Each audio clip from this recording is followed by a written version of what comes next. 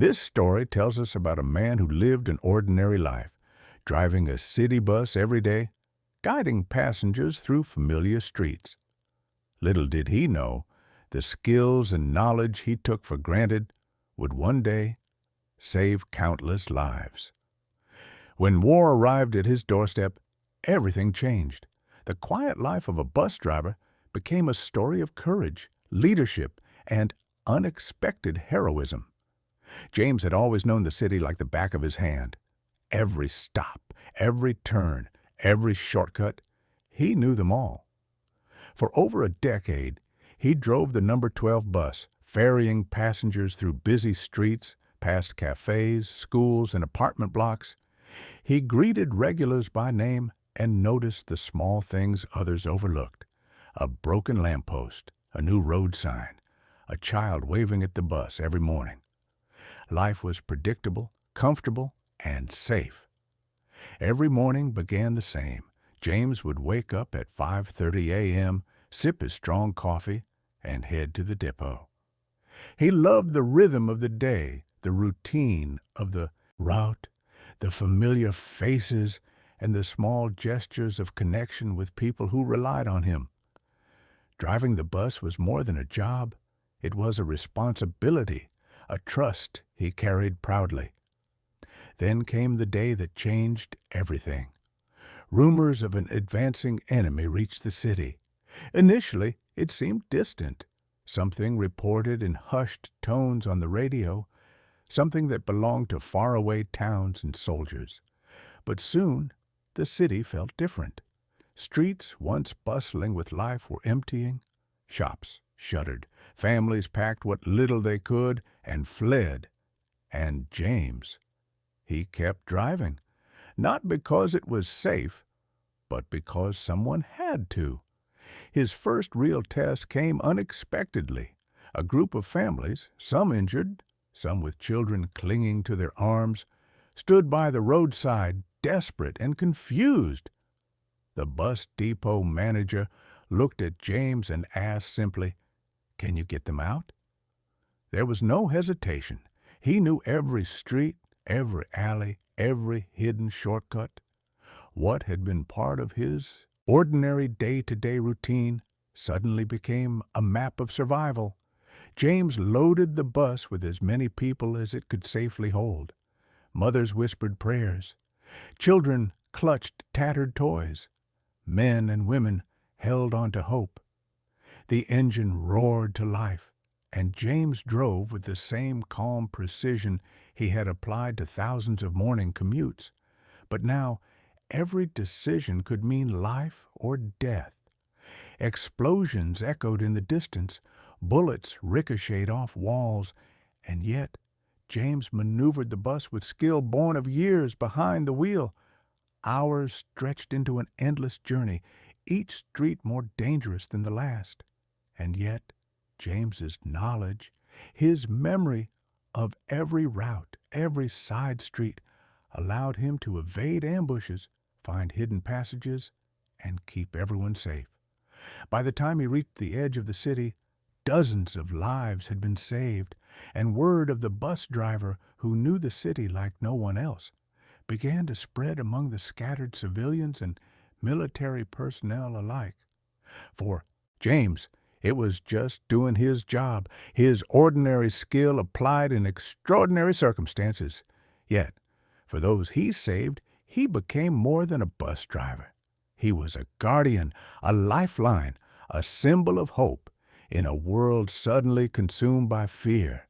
That day marked the beginning of a transformation. The streets he had once known for routine would become the veins through which life itself flowed, and James would no longer just be a driver. He would become a leader, a commander, and a hero forged by circumstance. The first evacuation had changed something in James.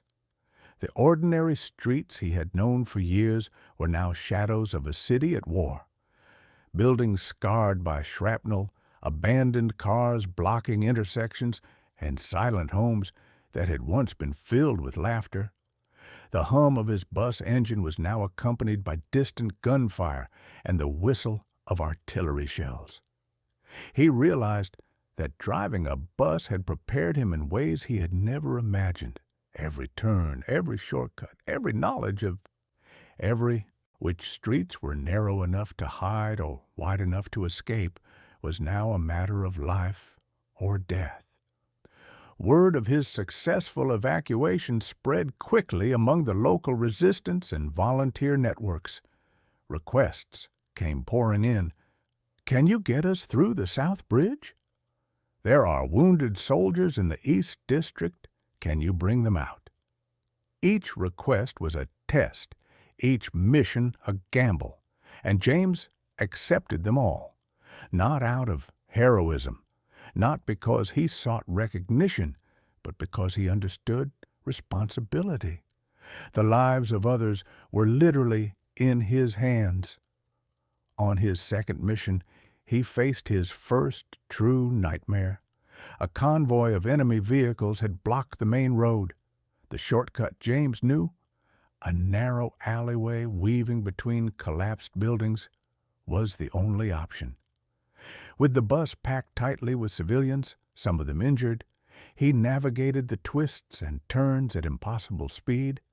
Every second counted. He felt the bus lurch violently as debris scraped the sides. Windows rattled and hearts pounded in unison with the engine. One mother clutched her child so tightly she barely breathed. An elderly man whispered thanks over and over, as if repetition could somehow summon luck. James, for the first time, felt the weight of leadership in its rawest form. He was not commanding soldiers. He was steering hope. He was not wielding a weapon.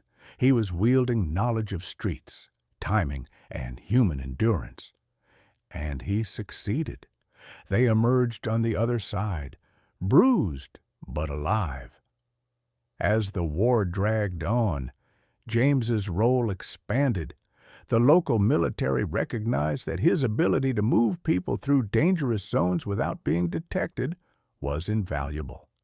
He was asked to lead a supply column moving essentials, food, medical supplies, ammunition, through routes known only to him. The city that had once been routine now became a battlefield of strategy, and James, the humble bus driver, became a tactician. With each journey, he faced more than physical dangers. He faced fear, fatigue, and the psychological burden of responsibility. Mothers cried when he could take only some of the wounded. Children screamed when their streets were no longer safe. Yet, James persevered. He learned to make split-second decisions that could save or cost lives. He learned to read maps, not just on paper, but in his mind, remembering every alley, every shortcut, every risky passage that could mean the difference between survival and disaster. At night, after missions, James would sit alone, staring at the city skyline through shattered windows, thinking about the ordinary life he had lost. But he also understood something profound. Sometimes, ordinary people could do extraordinary things when the world demanded it. His bus routes had become lifelines. His knowledge of streets, once mundane, had become a weapon more powerful than any gun.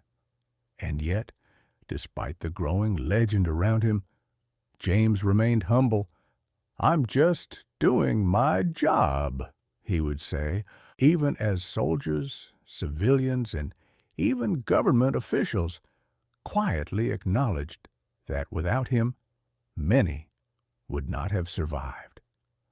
By now, James was no longer just a driver. He had become a symbol of resilience. Word of his successful evacuations had reached not only the locals, but also the regional military command. They approached him one morning with a proposition that both excited and terrified him: leading supply convoys across contested territory. These weren't simple bus rides. These were missions into the heart of danger, transporting food, medicine, and ammunition to units and civilians trapped behind enemy lines.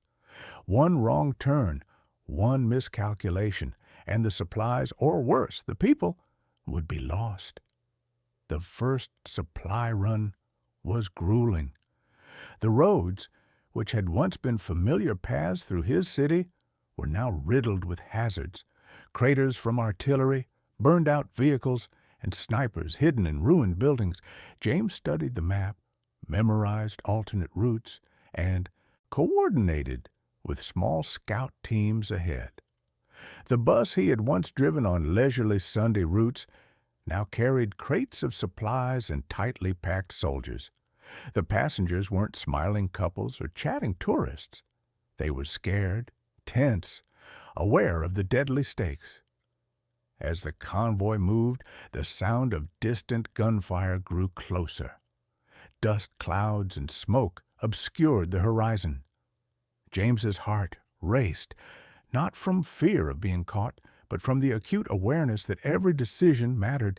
He had to anticipate ambushes, calculate speed, and gauge when to risk moving across open roads versus hiding in narrow alleys. Hours passed like minutes, and every second tested his experience and intuition. Midway through the run, a sudden explosion shattered the relative silence. One of the supply trucks in the convoy hit a hidden mine. The shock wave threw James against the steering wheel, leaving his hands numb but steady. Through the dust, he could see soldiers and civilians scrambling, panicked cries filling the air. Without hesitation, he maneuvered his bus to create a protective barrier, shielding the survivors and buying time for medics to reach the injured. That night, after the convoy reached its destination, James didn't celebrate. Instead, he sat alone, checking the cargo manifest repeatedly, making sure nothing critical had been lost. He thought about the truck that had blown, the soldiers who had been injured, and the civilians who had watched their lifeline come perilously close to destruction. Yet, despite exhaustion, he felt a quiet resolve settle in him. He could not stop.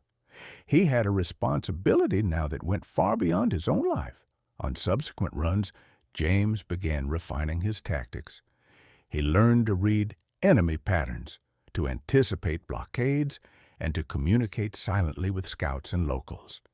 Each mission carried new dangers, artillery barrages, sudden airstrikes, unpredictable weather, but also new lessons. James became adept at improvisation. He turned abandoned buildings into observation posts, used side streets to avoid detection, and even modified vehicles for faster evacuation of injured civilians. But the psychological toll was heavy. Each run left James sleepless, haunted by the faces of those he couldn't save. The weight of command settled on his shoulders. Decisions that once seemed simple now carried consequences for dozens, sometimes hundreds, of lives.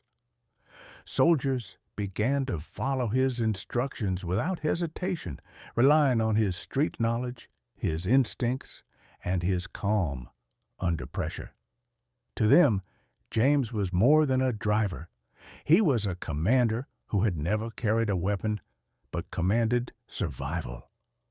By the end of that month, James had led multiple convoys, each more dangerous than the last. Reports came in from grateful villagers and soldiers who owed their lives to his daring maneuvers. Yet, amidst the accolades, James remained grounded. He avoided interviews and public recognition. To him, every mission was just the next challenge on a road that he had driven 1,000 times before. But now, each mile was a gamble between life and death. And still, he wondered, how far could one ordinary man stretch his ordinary knowledge before it became extraordinary? How many lives could be saved on roads that had once been mundane routes through a familiar city? Every time he looked at the horizon, seeing smoke rise from bombed districts, James understood that his journey was far from over, and that the line between survival and tragedy was thinner than the tires on his bus. The days had grown longer, but not in the way one might wish. Each sunrise brought new dangers. Each sunset carried the weight of what had been lost. James had driven countless convoys by now, and though his instincts were sharper, the risks had never been greater. Roads that once wound gently through neighborhoods were now scarred by bomb craters and burned-out vehicles, silent witnesses to battles that had stolen the lives of friends, strangers, and sometimes children. One morning, James received intelligence that a convoy route had been compromised. Enemy forces had set up an ambush near a village he had passed countless times as a young man. The soldiers briefing him were tense. Some were new recruits, untested, their hands trembling over rifles. James could feel the familiar adrenaline, but this time it was mixed with something heavier, foreboding. This wasn't just another supply run. This was a test of every lesson he had learned, every route memorized, every split-second decision honed under fire. The convoy set out at dawn, engines humming softly in the mist. Civilians clung to the trucks, children pressed against their parents' sides, silent eyes wide with fear. James drove the lead vehicle, his hands gripping the wheel as if it were a lifeline. As they approached the ambush site, he slowed, scanning the rubble-strewn horizon. Nothing moved. Too quiet. That's when he noticed the glint of metal through the fog. A trap had been set, perfectly camouflaged. James's mind raced. He needed a distraction, a way to protect the convoy without falling into chaos. He maneuvered the bus along a side street, a narrow path only he would know from years of city driving. The route was tight, the walls close, the pavement cracked, but it offered cover.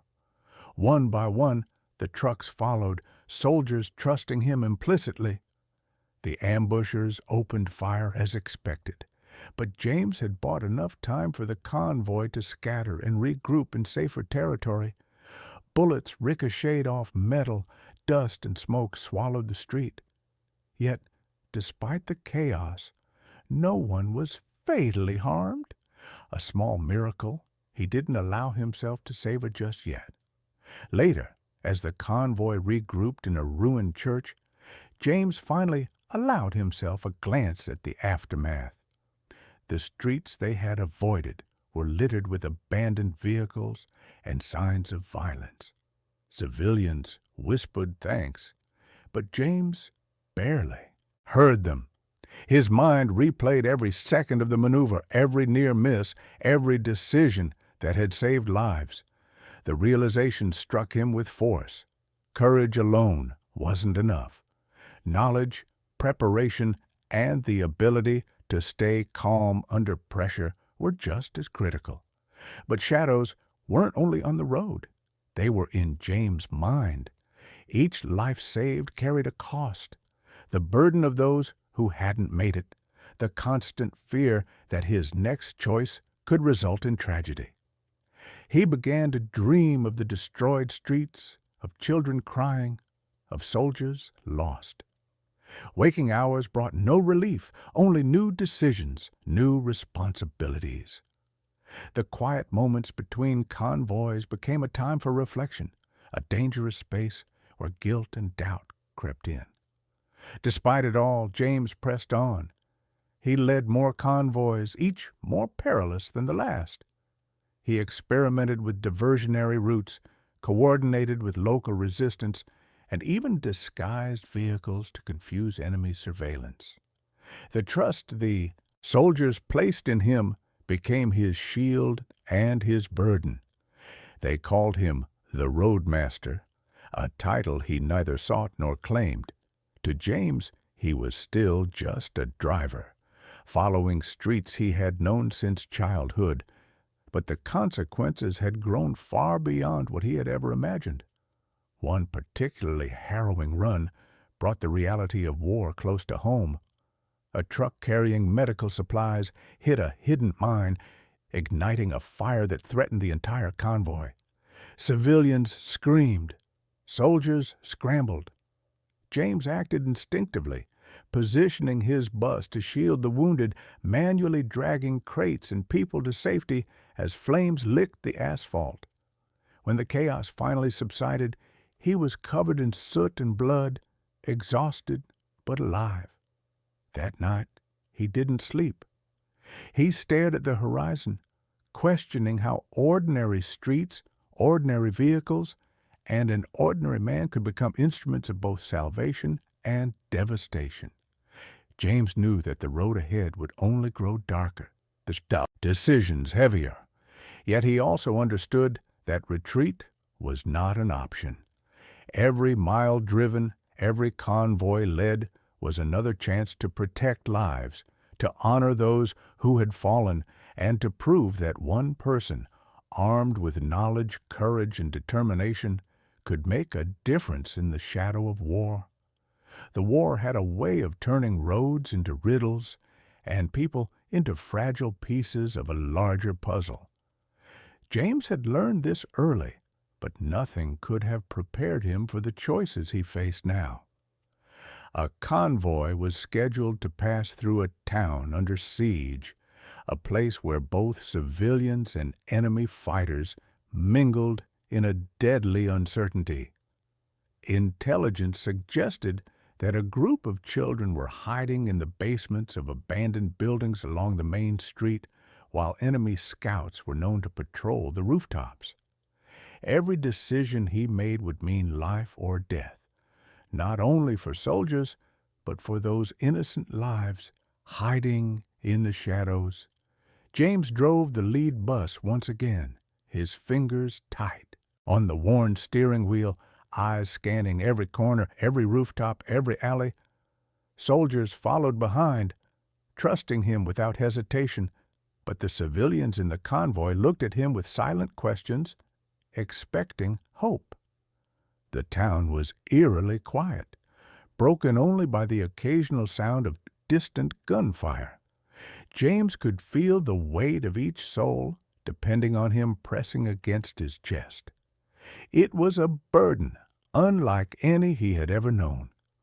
As they approached the town square, James spotted the first signs of trouble: a pile of rubble where a sniper could take position, a collapsed wall that might hide explosives. He slowed the bus, signaling the convoy to fan out and keep a tight formation. Every instinct screamed caution, but speed was also essential. Hesitation could spell disaster. He glanced at the maps he had memorized years ago, routes that once carried laughter and daily commuters, now fraught with death. It was a cruel irony that the streets he had navigated so easily in peacetime now demanded such precision and courage. The first shots rang out. Bullets pinged against metal, shattering glass and sending a wave of panic through the convoy. James swerved, positioning his bus to shield a smaller vehicle carrying medical supplies. The soldiers responded instantly, returning fire while guiding civilians to safer cover. Amid the chaos, James spotted the children huddled and terrified in a basement doorway. He knew that stopping for them could expose the entire convoy, but leaving them behind was unthinkable. Without hesitation, he made the split-second decision to turn down a narrow side street, a path only he would know. The convoy hesitated but followed, trusting his judgment. Bullets tore through the air, striking walls and vehicles around them, but the maneuver worked. James brought the bus to a halt near the basement entrance, and soldiers rushed to evacuate the children. Each small life saved was a victory, but James could feel the cost of every second. His heart raced, and the image of the bullets flying past his windshield would haunt him long after the town was behind them. As the convoy regrouped on the outskirts of the town, James faced another moral dilemma. Intelligence had informed him of a detour through a safer route, but it passed dangerously close to an area occupied by enemy forces. He could follow protocol, risking a slower escape, or take a daring shortcut through uncharted streets to save time and possibly lives. Every option carried risk, and there was no room for error. James closed his eyes for a brief moment, recalling the faces of those children, the soldiers who trusted him, and the civilians counting on his experience. The decision was clear. He would take the shortcut no matter the danger. The shortcut was a test of skill, courage, and luck. Debris blocked parts of the road. Hidden snipers targeted the convoy, and one of the trucks hit a crater, forcing a dangerous maneuver to avoid a pileup. James drove as if the streets were extensions of his own body, every turn and movement calculated to perfection. The convoy emerged battered but intact, lives preserved. The relief was palpable, but it was short-lived. James knew that each success only heightened the stakes for the next run. That night, as he sat alone in the quiet of a makeshift command post, James allowed himself a rare moment of reflection. He thought of the children, the soldiers, and the civilians who depended on him. He wondered if the roads he had once driven for simple joy could ever forgive him for what they now demanded. The weight of each decision pressed down on him, yet he also realized something profound. Courage was not enough. It was knowledge, intuition, and the ability to act decisively under unimaginable pressure that saved lives. And still, James could not shake the creeping doubt. How many more times would he have to make choices between life and death? How many more roads would demand his sacrifice before he could rest?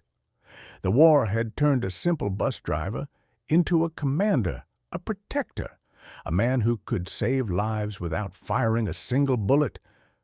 But it had also taken something from him, something he could never reclaim: the simplicity of innocence, the freedom to make mistakes without consequence. The morning sun rose over the scarred landscape, casting a harsh light on roads twisted by battle and neglect. James knew today would test him like never before. Intelligence had intercepted reports of a blocked supply route, but the only alternative was a path through enemy territory, a labyrinth of narrow streets, bombed-out buildings, and ambush points. This wasn't just a test of driving skill, it was a trial of judgment, courage, and trust. Every decision would reverberate with consequences far beyond his own life. He checked his convoy, trucks carrying food, medical supplies, and reinforcements lined up behind him. Soldiers, accustomed to following his lead, trusted him implicitly. Civilians traveling with the convoy looked on with fear and hope mingled in their eyes. Each one was a reminder of why he could not fail. The roads he had driven his whole life, routes he once knew like the back of his hand, were now laden with danger, demanding constant vigilance. As the convoy advanced, the first signs of trouble appeared: a partially destroyed bridge over a narrow river. A quick assessment told him the vehicles could cross, but only at a reduced speed, exposing them to potential sniper fire. James's heart pounded. He weighed options: wait for engineering support, risking delay, or attempt the crossing immediately, relying on his instinct and experience. He chose the latter. He signaled the convoy to follow, each driver holding their breath as the first truck rolled across. Midway through the crossing, shots rang out. Enemy fighters had anticipated their movement, taking positions on nearby rooftops. Bullets tore through metal and splintered wood, striking the vehicles behind him. James swerved to shield a truck carrying wounded soldiers, positioning his bus as a human shield. The children huddled inside pressed their faces to the windows, silent prayers escaping in their eyes. Every second felt like an eternity. Suddenly, the bridge trembled under the weight of the convoy, cracking ominously. James knew that if it collapsed, everyone, soldiers, civilians, and children alike, would fall into the river below. With every ounce of focus, he guided his bus to the safest part of the structure, inching forward, each wheel a calculated risk. His hands ached, his muscles screamed, yet he refused to falter. Behind him, the convoy followed precisely, trusting his judgment without question. Once across, there was no time to breathe. The streets ahead were a maze of enemy patrols, collapsed buildings, and improvised traps. James relied on his memory of the city, every alley and side street he had once driven for simple errands, now guiding him through life and death decisions. He navigated the convoy past ambush points, using unexpected routes that even seasoned soldiers hadn't considered. Each turn was a gamble, but his experience and instinct carried them forward. Then came the moment that would haunt him forever. A hidden minefield stretched across the main road. One wrong step, one miscalculation, and the convoy would be destroyed. James halted and assessed the situation. Soldiers argued over detours, some wanting to turn back, others demanding they press forward. James realized that no matter the choice, someone might die. He closed his eyes for a fleeting moment and recalled the faces of the children, the wounded soldiers, the civilians who had pinned their trust on him. Then he made his decision. With meticulous precision, he guided the convoy through the minefield. Tire by tire, vehicle by vehicle, they advanced, each movement calculated to minimize risk. The tension was suffocating. A single misstep could end everything. Yet, after what felt like hours, the last truck passed safely. Relief washed over the convoy, but James knew that survival didn't erase the scars of fear or the weight of responsibility. As night fell, he parked the convoy in a hidden location far from enemy lines. Exhaustion gnawed at him, but he couldn't allow himself to rest fully. Every life saved today was a victory, but it was fragile, temporary. Tomorrow would bring new roads, new dangers, and new moral dilemmas. James had learned that heroism wasn't about glory, it was about responsibility, split-second judgment, and the willingness to bear burdens that few could imagine. In that quiet moment, alone in his bus, James understood the cruel truth of his role. He had become more than a driver. He was a protector, a leader, a silent guardian of lives he might never meet again. And yet, despite the victories, a lingering fear remained. How many more times would he have to confront the impossible to keep others alive?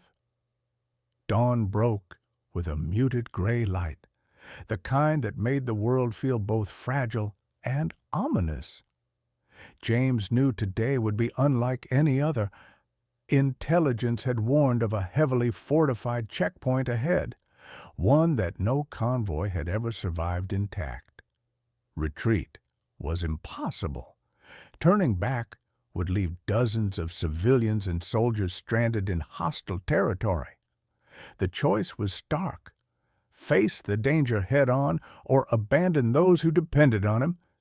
He tightened his grip on the steering wheel, feeling the weight of responsibility pressing down like never before. The convoy advanced cautiously, engines muted, tires crunching over rubble-strewn streets. Soldiers whispered tactical instructions, but James had learned to trust his instincts more than any briefing. Every shadow could conceal an enemy. Every turn could lead to a trap. As they approached the checkpoint, he realized that the enemy was prepared. They had set up heavy barricades, machine guns, and a network of sniper nests. The road ahead was a gauntlet. Panic would have paralyzed lesser men, but James had faced impossible choices before. He called a quick council with the convoy leaders. Options were limited.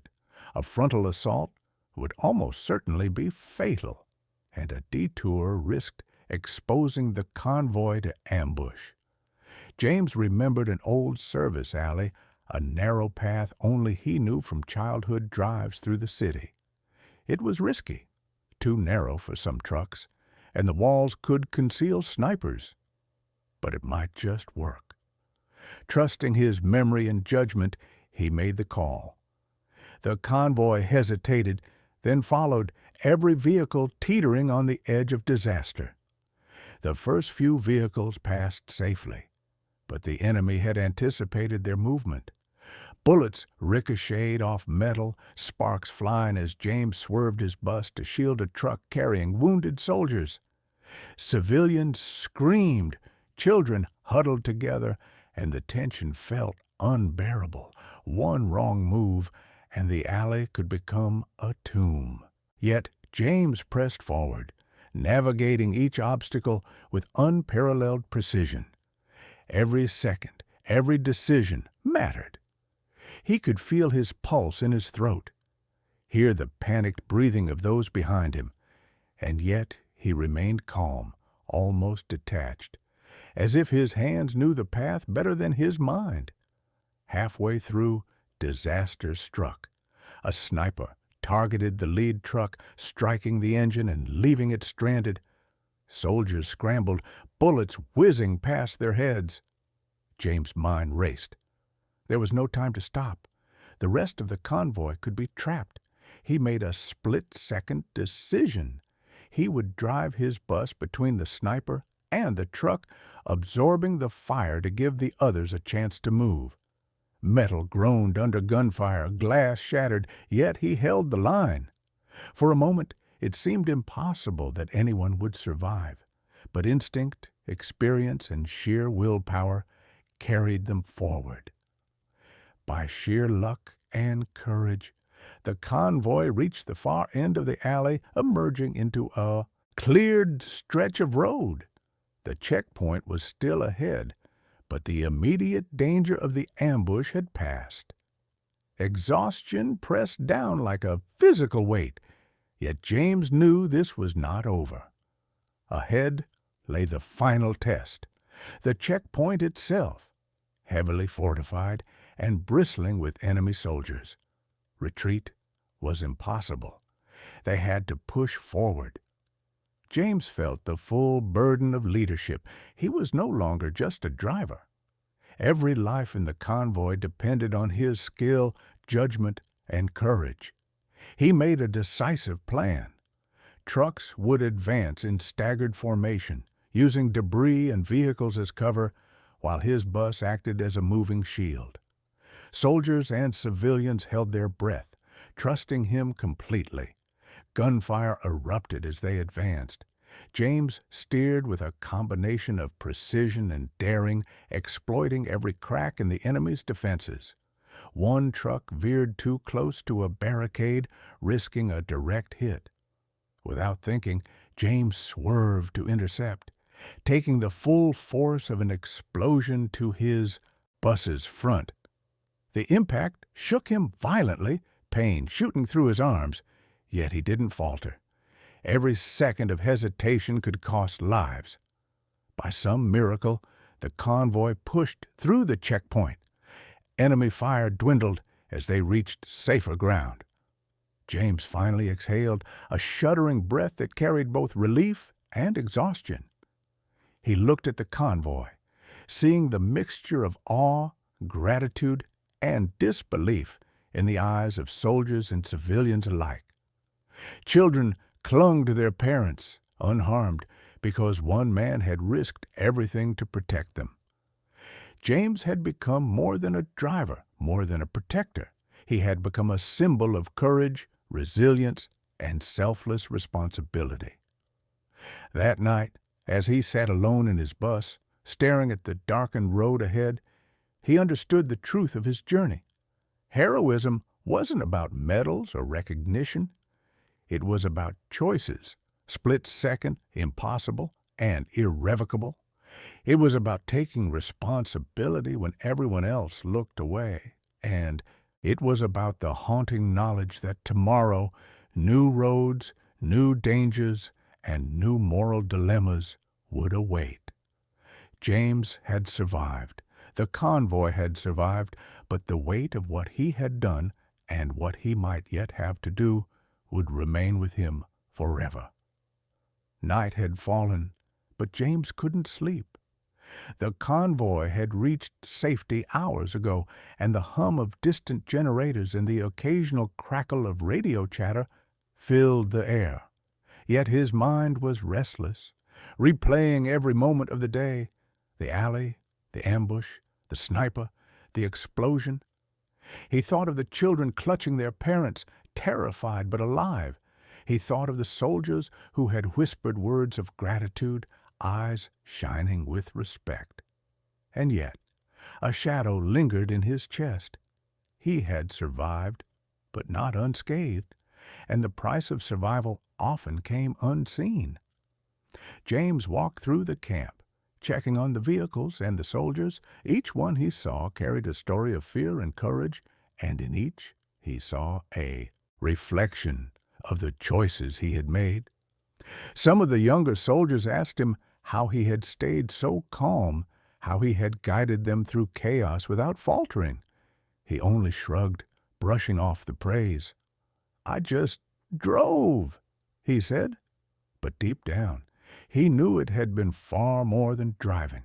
Every maneuver, every decision, every second had been a gamble with lives as stakes, and every life saved weighed heavily on him.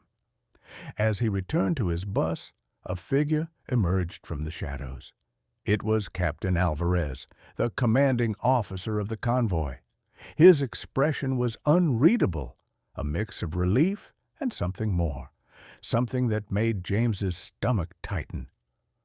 "You did more than any of us could have expected," Alvarez said quietly. "Not just today, not just on this mission. You've saved lives that will never forget you. But there are things you need to know." James felt a chill.